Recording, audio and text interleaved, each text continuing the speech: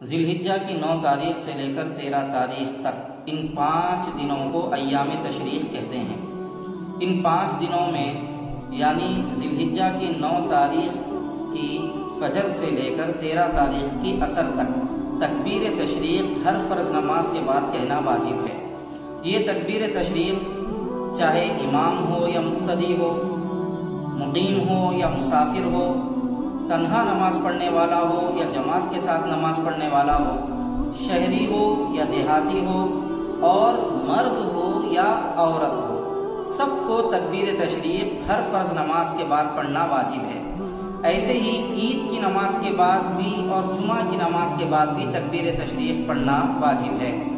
عورتیں اپنے گھروں میں نماز کے بعد آہستہ تکبیر تشریق پڑھیں گی اور مرد حضرات مسجد میں درمیانی آواز سے تکبیر تشریق پڑھیں گے۔ اگر امام صاحب تکبیر تشریق پڑھنا بھول جائیں تو مقتدی تکبیر تشریق پڑھنا شروع کر دیں تاکہ امام صاحب کو بھی تکبیر تشریق یاد آ جائے۔ اگر کسی کی کوئی 1 یا 2 رکعتیں چھوٹ گئی ہوں تو وہ اپنی نماز پوری کرنے کے بعد تنہا تکبیر تشریق پڑھے گا۔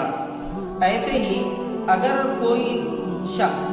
نماز کے بعد تکبیر تشریق پڑھنا بھول جائے تو جب تک اس نے خلاف نماز کوئی کام نہ کیا ہو اس وقت تک تکبیر تشریق یاد آنے پر پڑھ سکتا ہے۔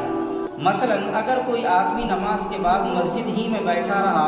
اگرچہ اس نے اپنا رخ قبلے سے ہٹا لیا لیکن وہ مسجد کے باہر نہیں نکلا ہے اور جان بوجھ کر اس نے وضو نہیں توڑا ہے، یا باہر کھلے میدان میں نماز پڑھ رہا تھا، صفوں کی حدوں سے باہر نہیں نکلا ہے تو تکبیر تشریق پڑھ سکتا ہے۔ ایسے ہی اگر کسی نے جان بوجھ کر اپنا وضو توڑ دیا اور کوئی بات کر لیا یا زور سے ہنس دیا یا مسجد کے باہر نکل گیا، کھلے میدان میں نماز پڑھ رہا تھا، صفوں کی حدوں سے باہر نکل گیا، تو اب اس کے لیے تکبیر تشریق پڑھنا نہیں ہے، اس کو اس عمل پر استغفار کرنا چاہیے۔ اور ایک مسئلہ یہ بھی ذہن میں رکھنے کی ضرورت ہے، اگر کسی کی کوئی نماز ایام تشریق میں قضا ہو گئی اور وہ اس نماز کو ایام تشریق ہی میں ادا کرنا چاہتا ہے